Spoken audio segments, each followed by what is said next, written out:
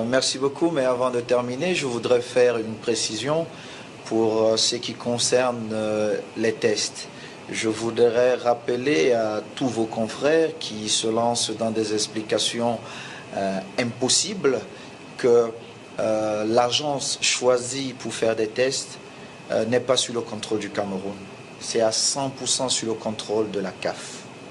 Et je pense que les règles de jeu étaient connues par tous avant de la compétition et je souhaite vraiment, humblement, que mon pays soit respecté. La Tunisie a eu 7 cas de joueurs testés positifs face au Nigeria. Je ne pense pas que la Tunisie jouait face au Cameroun. Le Maroc, lors de la première rencontre, parce que les matchs se suivent, mais ils ne se ressemblent pas, et j'ai l'impression que certains d'entre nous ont parfois la mémoire courte. Le Maroc a été pénalisé et le Maroc ne jouait pas face au Cameroun. Donc, je pense qu'il n'est pas fair play d'insinuer des choses, d'accuser le gouvernement camerounais, de m'accuser moi-même. Vous savez, j'ai essayé d'être un grand champion, mais je l'ai été parce que j'ai mérité toutes mes victoires dans les stades.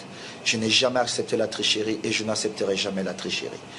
Maintenant, j'espère que c'est clair pour tout le monde et que les faux débats qu'on veut mettre sur le dos de l'État camerounais et de la Fédération camerounaise de football cesseront.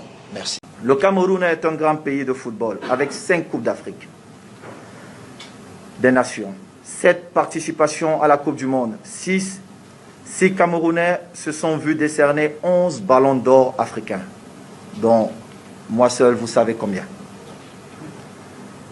Sans oublier la médaille olympique remportée en 2000 aux Jeux olympiques de Sydney. Tout ceci a été gagné en toute transparence. Toute transparence, je le dis. Toute transparence, je le dis bien.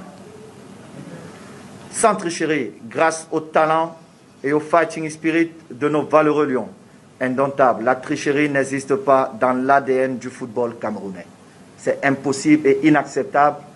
Et en plus, sous mon mandat. Nous sommes une grande nation de football. Je ne laisserai personne bafouer cette réputation chèrement acquise sur les terrains de football. Parlant justement de terrain, j'en viens au dernier point de notre rencontre. Notre équipe nationale s'est qualifiée pour le quart de finale. Nous disputerons cette rencontre au stade de Japoma à Douala. C'est l'occasion pour moi de taire la polémique sur les propos que l'on me prête concernant la pelouse de Japoma. Je n'ai jamais fait une quelconque déclaration